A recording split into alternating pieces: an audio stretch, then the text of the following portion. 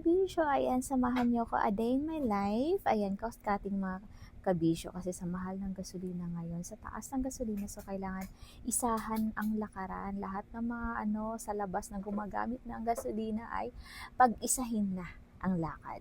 So ayan, after natin mag-almusal, ayan, date na rin namin yun, mag-asawa. So, uwi muna kami sa kabilang bahay at may kukunin kami at konting linis.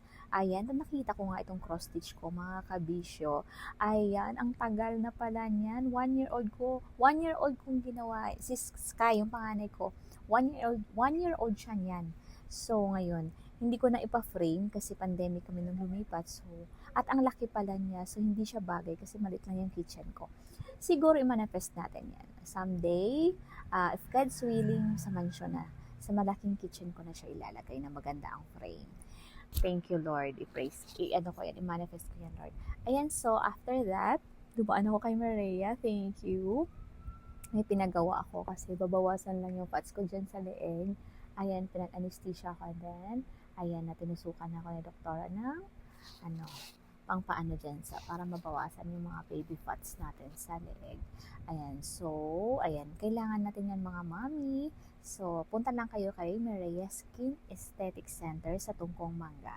Ayan, marami silang mga discounts, abang-abang lang. Minsan na may mga 50%, 30%, at kadalasan 50% kasi napaka-ano ni doktora, napaka-generous niya magbigay ng mga discounts. So, ayun mga kabisyo, ingat-ingat tayong lahat ha kasi uso ang sakit ngayon ng mga virus. And after ko nga magpatanggal ng baby fats, so, nagpaano muna tayo? Nagpa-Exifirm dyan. Ang tawag dito? Ano bang ginawa dito? Basta inano lang niya muna yung leeg ko. Ayan. Pagkatapos nga mga kabisyo, ayan, pagkatapos akong injection na ni doktora, kailangan i-massage muna natin yung leeg ko. So, ayan. So, ang babait nila mga kabisyo, no? Very friendly yung mga staff. So, punta lang kayo. Hindi kayo mag-aalangan kasi maraming discounts at may mga pa-free kape pa si doktora dyan. Ayan, habang nag-aantay. So, ayan, 42 na ako mga kabisyo kailangan ko ng mga ganyan-ganyan mga kabisyo kasi para lang dagdag pagmamahal sa sarili sa kabila ng kasi mga stress kailangan ko yan para maramdaman ko naman sa sarili ko na maganda ako, di ba?